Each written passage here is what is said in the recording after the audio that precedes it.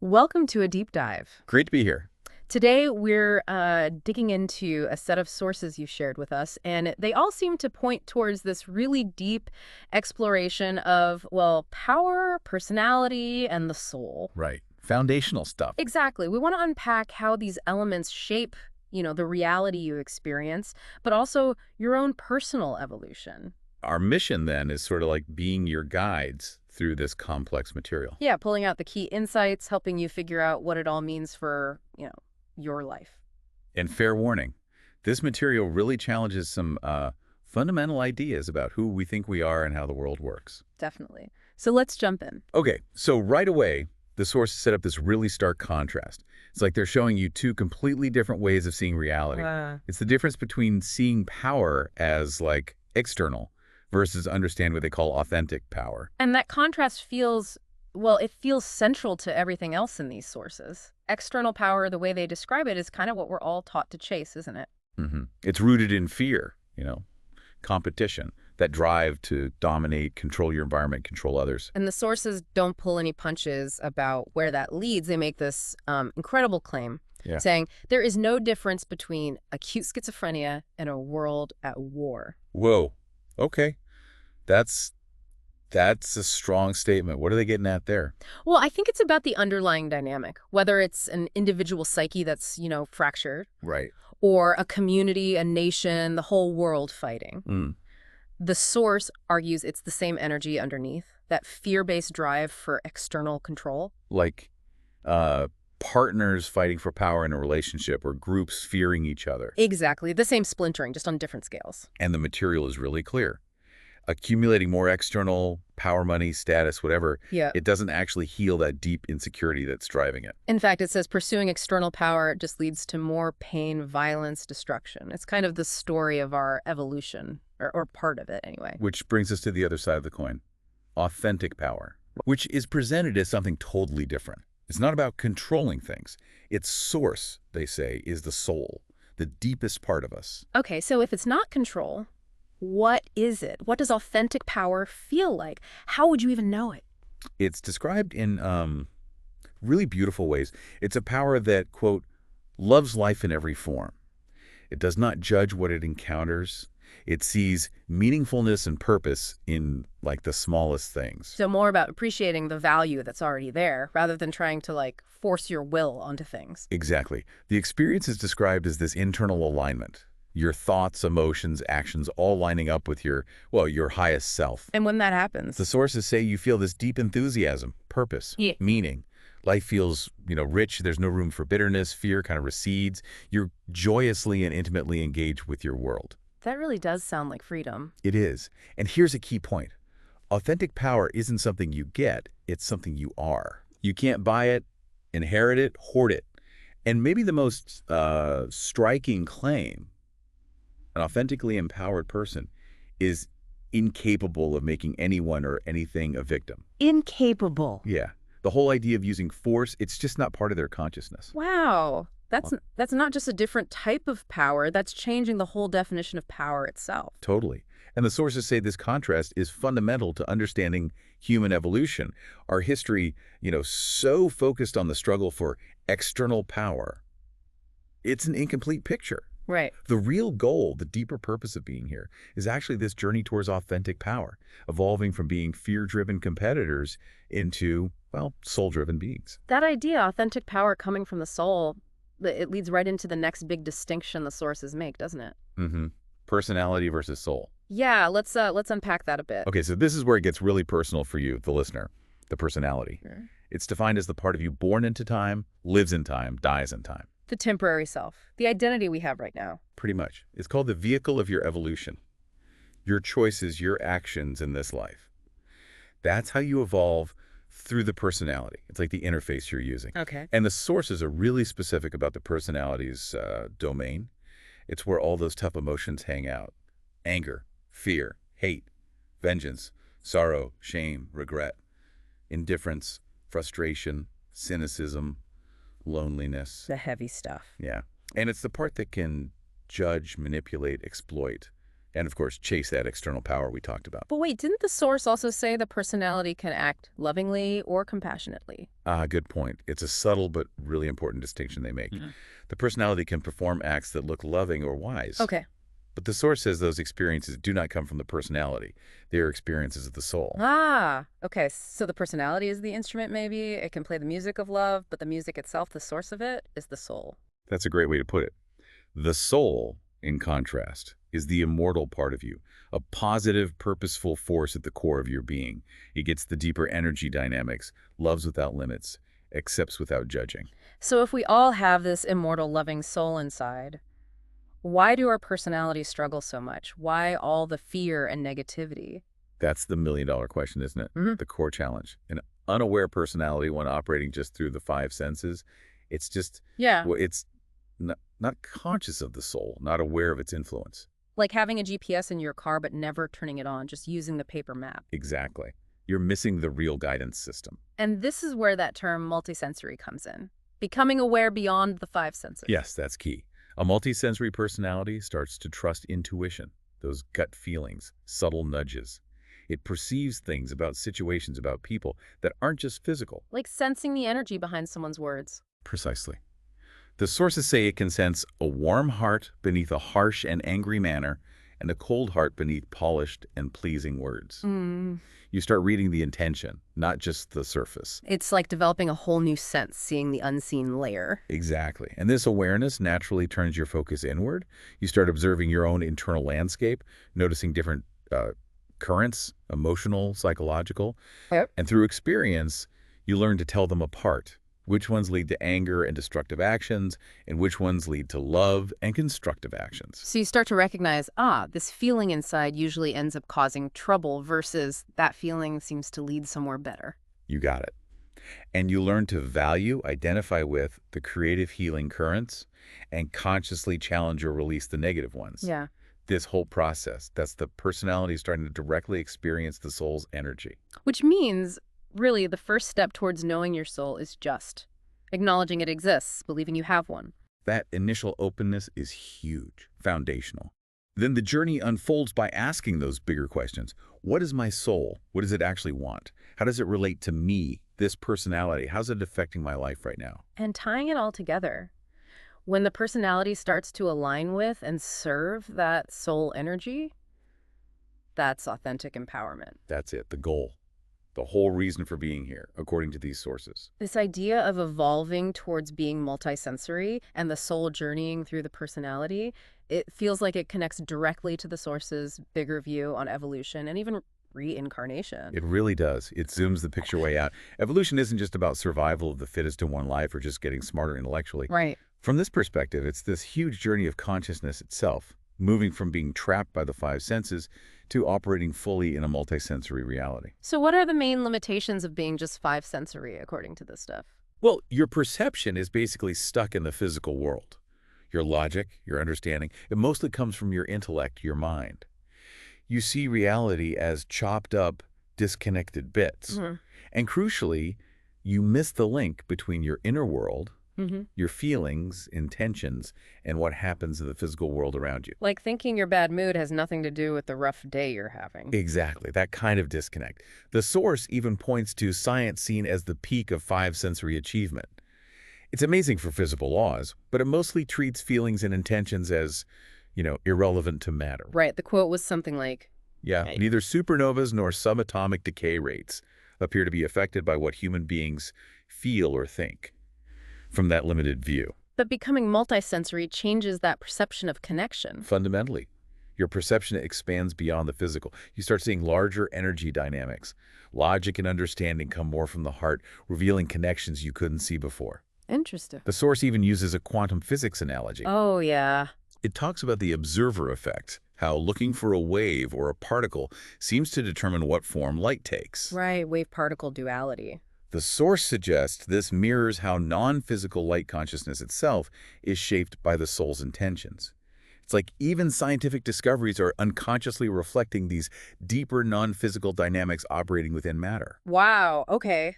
That's a fascinating bridge.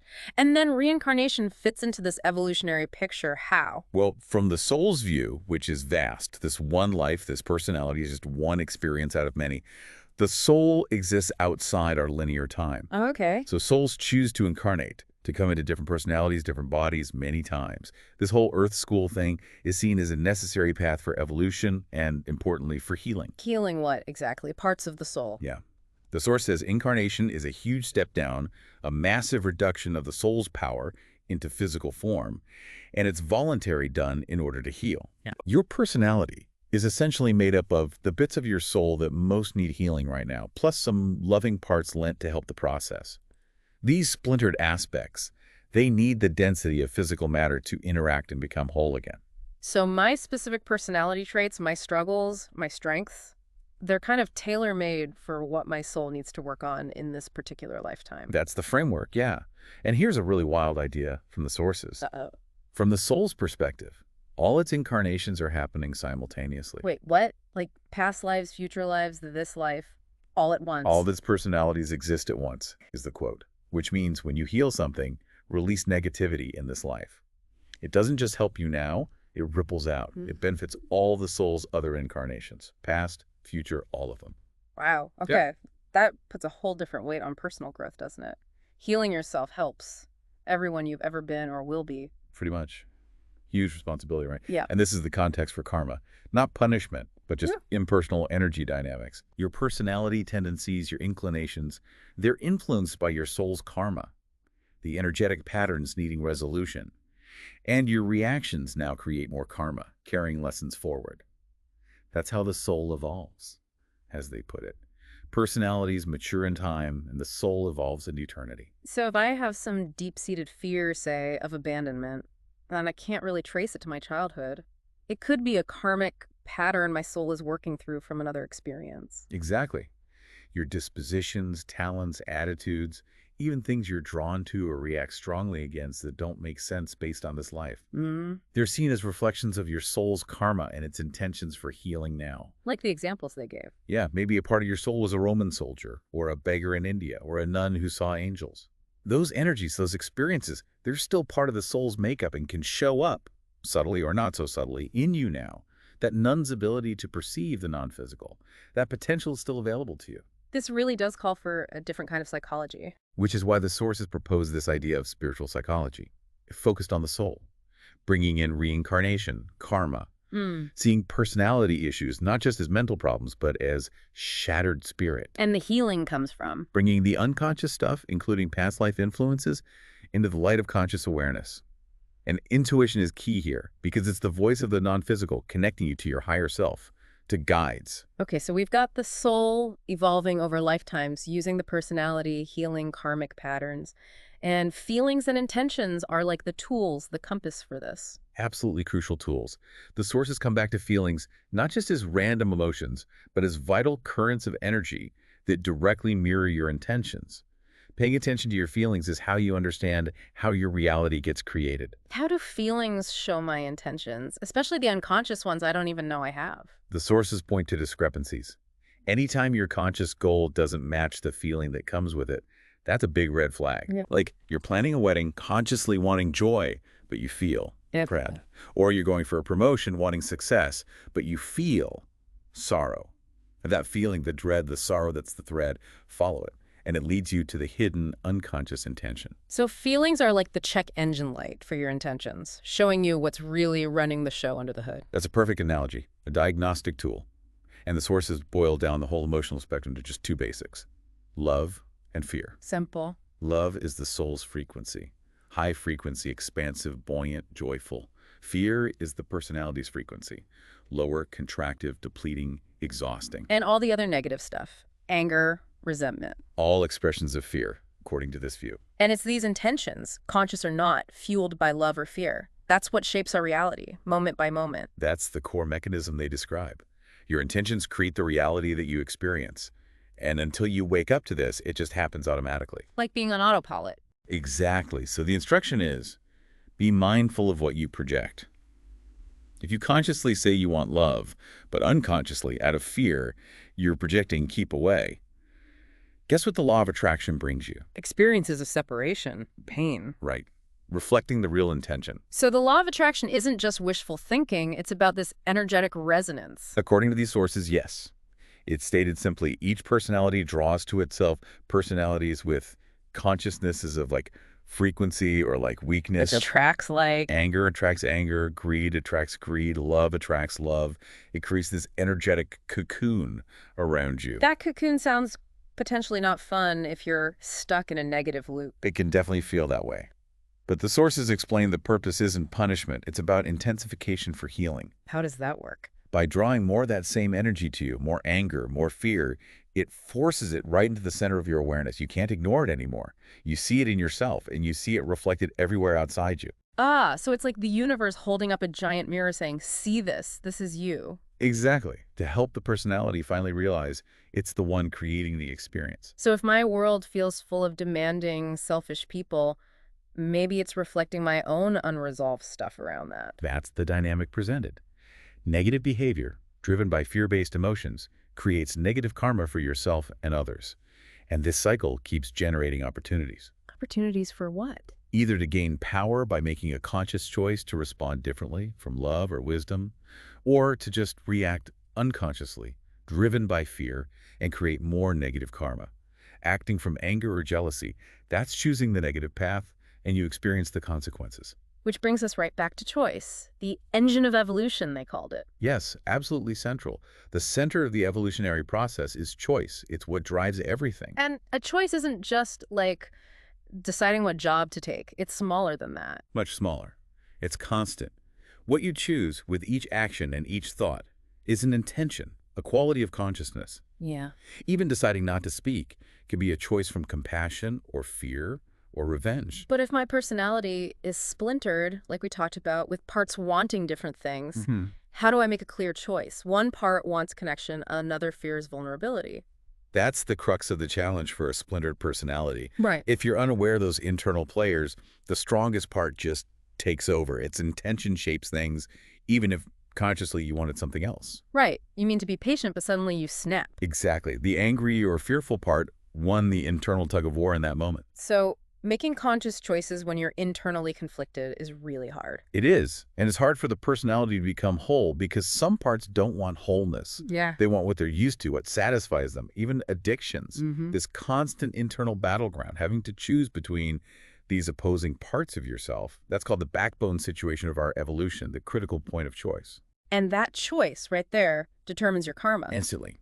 The choice of intention is also the choice of karmic path. Act from anger, create anger karma. Act with compassion, create compassion karma. Happens whether you're aware of it or not, whether you feel like you chose or just reacted. So every single moment, every thought, every action, I'm either gaining power or losing it. That's the framework. Choosing soul energy love, forgiveness, clarity, learning through wisdom, you gain power. Choosing personality energy, anger, jealousy, fear, learning through struggle and doubt, you lose power. Power isn't out there. It's an internal shift based on your choices. Okay, so choosing consciously demands a ton of self-awareness. Seeing the inner parts, knowing the likely outcome of following each one, that sounds exhausting. The sources acknowledge the effort, but they pose a question back to you. Is that effort harder than constantly living with the fallout of unconscious choices, the discord, the fear, the pain they create over and over? Good point. Look at the results if you want to know the real cost of staying unconscious. And there's a really hopeful piece in here, too. The part of you, however small it feels, that is genuinely reaching for light, for wholeness, the universe backs, that part has immense support. Really? Yeah, they use an analogy. Someone drastically changing their diet for health. Maybe 90% of them craves the old junk food, resists the change.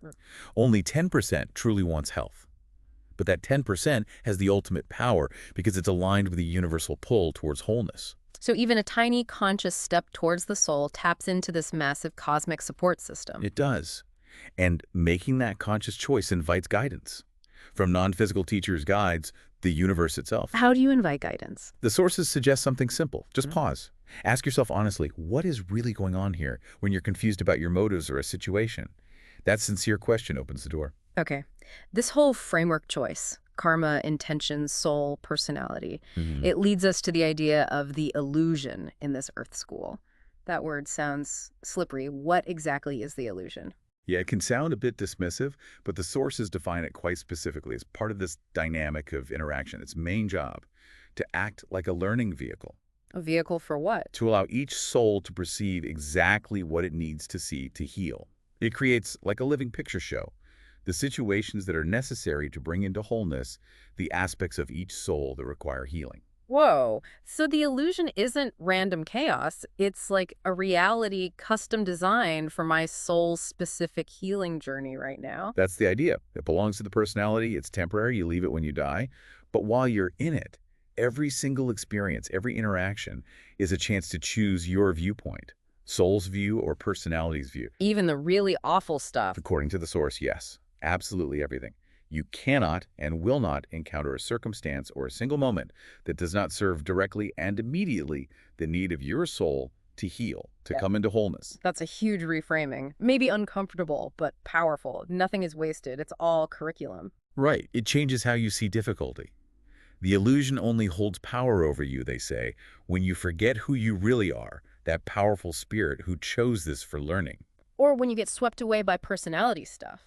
Fear, anger, wanting things. Exactly. Or just being unaware of how your own inner stuff is creating the outer experience. So if you can't physically leave the illusion while you're alive, how do you stop it from having power over you? By understanding how it works. Knowing about karma, intention, the law of attraction, that knowledge gives you a kind of healthy detachment. You can see the mechanics from a knowledgeable place instead of being lost inside it. Like the plague doctor example. Yeah, knowing about germs allowed the doctor to navigate the plague without being consumed by the same fear as everyone else. No, knowledge, Lets you live within it and not be affected by it in the same way. knowledge immunizes you from being totally consumed by what seems real. That's powerful. It is. And the sources add this beautiful layer. Outside the illusion, what exists between souls is love, and that is all that exists. Remembering that, even while dealing with the illusion's challenges, helps your personality stay aware, accept the healing lessons, and maybe even help others see through it too. And conscious choice is key to navigating this illusion well. Absolutely vital. For an aware personality, one that knows it's splintered, even temptation becomes useful. How so? It's not just something bad to resist, it's a chance to preview the consequences. You can feel, okay, if I identify with this anger, this is likely to happen. Negative karma, losing power. If I respond with compassion instead, that feels different. Gaining power, positive karma. You get a foresight that allows a conscious choice. Relationships must be the ultimate testing ground for all of this. Personality clashing with soul, karma playing out, choice points everywhere, navigating the illusion together. Totally. They're presented as the central learning dynamic. Souls come together specifically to heal and evolve through interaction. And compassion is the essential ingredient there. Absolutely essential. Seeing past the personality dramas to the souls interacting. That automatically draws forth compassion. And the sources are really strict about not judging other people's lessons. Right, the person sleeping in the gutter example. Exactly. We do not know what is being completed for that soul. Judging their path just creates negative karma for you. But that doesn't mean you just let people walk all over you, right? If someone causes harm. No, definitely not in action. The distinction is crucial. It's about appropriate action versus the motivation. Holding someone accountable, like the drunk driver example, is appropriate within the illusion. Okay. But acting out of your own indignation, victimhood, feeling superior, Yeah. that's the personality judging, and that creates negative karma. It's not if you act, but from where inside yourself you act. That's a really fine line, but critical. The inner energy matters most. It does. And the sources talk about commitment, especially in spiritual partnership, where two people are truly committed to each other's growth as equals. What does that involve? Caring more about the other's soul growth than your own personality's wants. Seeing them as beautiful and powerful spirits of light, sharing vulnerably to heal together, being spiritual playmates. And they stress this dynamic applies everywhere, individuals, groups, even nations. Okay, this connects to another important distinction they make. Authentic needs versus artificial needs. Yes, this is a really practical area for self-reflection for you, the listener. Authentic needs. Mm. They're basic to being human, to the soul. Like what? To love and be loved, express creativity, connect with spirit, receive wisdom. And the sources make a bold claim. These needs are always met by the universe. Always. Wow. Yeah. That's a lot to trust. It is. Now, artificial needs, these come from the personality. They're strategies we adopt to get by in the physical world, to get external power, control, attention, prestige, feel special. Hmm. The sources call these artificial barriers. They create negative karma, drain your energy, make it harder to sense your soul. They come from that fear of losing external personality-based power. Okay, so the need for genuine connection is authentic. But the need for everyone to approve of me and validate my choices, maybe that's artificial. That's a perfect example. The sources directly prompt you. Ask yourself, what is the difference between your essential needs and your adopted needs? Mm. What are your genuine needs, and what are the needs that you have created to control or to maneuver others or to gain attention? Just making that distinction must be incredibly freeing. Huge. Learning to see and separate yourself from those artificial needs. It allows for clearer choices, more accountability. You're one step detached from the drama they create. And it totally changes relationships. Understanding your own real needs helps you be way more understanding and compassionate with others who are wrestling with their mix of authentic and artificial needs. That natural grit in relationships often comes from that friction. And weaving through all of this, holding it together, seems to be trust. Trust is presented as the absolute bedrock. Trust lets you face your own dark stuff, knowing it's for healing. It lets you follow those uncomfortable feelings to their root, bring those resistant parts into the lace. Right. It lets you give freely, trusting the flow. As you give, so it shall be given. It lets you receive love, compassion. And maybe unexpectedly, the sources say trust allows for bliss, that awakened state, and even laughter right in the middle of the hard work. Trust enables joy even during the struggle. I like that. It connects directly to living consciously. Trust lets you put your power in the now, make a responsible choice, consider consequences, listen to your heart and intuition, but stay unattached to the specific outcome. Oh. It's about creating strongly in the present moment, trusting the universe has your soul's back, trusting guidance is there when you ask. Wow. Okay, so this whole journey we've traced from external versus authentic power, personality, and soul across lifetimes, feelings, intentions, choice, the illusion, relationships, it all seems to culminate in a bigger picture about consciousness evolving, individually and collectively. It really does. The sources keep coming back to light as consciousness. Mhm. And evolution is basically about raising the frequency of your consciousness by letting go of those lower frequency fear energies. And my personal work actually affects the collective. It's not just for me. Yes. As your own frequency rises, as you shine brighter, so does your world. It literally touches those around you energetically. Ah. The sources even talk about great souls, like Jesus or Buddha, who consciously took on collective negative karma to help transform it. When any soul reaches for authentic power and brings it into the world, they are participating in the transformation of that collective. So working on myself isn't selfish at all. It's actually a contribution. That's exactly the connection they make. But And they position this current moment in time as massively significant. how so? It's presented as a convergence. Major cosmic cycles, 2,000 years, 25,000 years, even 125,000 years, all ending simultaneously when they were meant to be. What's the significance of that convergence? It's described as a time for all the collective negativity from the last big cycle to surface, to be seen, discharged, transformed, so the next cycle can start fresh with very different opportunities. And how does that huge cosmic event relate back to me, my choices, right now? You're living through it. You are being given this incredible opportunity to consciously choose how you evolve through this shift, to break from old patterns, to choose love through wisdom, to take the vertical path of conscious growth, letting go of the doubt and fear that belong to the old cycle, not the new potential. So my individual path, my choices, they're actually woven into the fabric of humanity's destiny right now. The sources state it very clearly. Your contribution to the evolution of your soul is precisely the decisions that you make at each moment. And those decisions shape the physical reality you share. Your path, external power and unconsciousness, or authentic power and conscious life, contributes directly to your soul's evolution and the evolution of the soul of humankind. Okay, this deep dive has been immense. We went from external power struggles and personality bits all the way to the immortal soul, lifetimes, karma, conscious choice, this tailored illusion, and how it all aims toward authentic power and even collective transformation. Yeah, it's a lot, but the core takeaways are pretty profound, I think. Everything you experience serves your soul's evolution. Real power is internal, gained or lost by your choices, your intentions. Relationships, challenges, they're all chances to heal. And trusting this whole process, aligning with your soul with love, wisdom, compassion, that's the path. That's how you find authentic power and fulfill your purpose. Seeing the universe not as random, but as this intricate learning environment designed for wholeness, where your consciousness, your choices literally shape your reality. Yeah, that changes pretty much It everything. really does. And the sources leave us with this one final, really potent thought. It kind of echoes through everything. What's that? They state, very simply, you cannot not evolve. Cannot not evolve. Right. The quest for authentic power, it's built into your soul. You can't give it up. The only choice you actually have is how you do it, consciously or unconsciously. So evolution is happening no matter what. I'm always learning. The only question is how I'm learning. Exactly. Are you choosing to learn through wisdom and grace, following your soul's guidance? Or are you learning the hard way through fear, doubt, pain, trauma, driven by the unconscious personality stuff? The sources basically say, look at your life, look at your experiences. Are they showing you learning through fear, constant rejection because you keep choosing anger, anxiety and loss because you're stuck in jealousy? Or are you starting to see patterns of learning through love and wisdom emerging? It brings it right back to this exact moment, doesn't it? What path are you choosing now, today? Yeah. With this next choice, that's the question this material really leaves you with.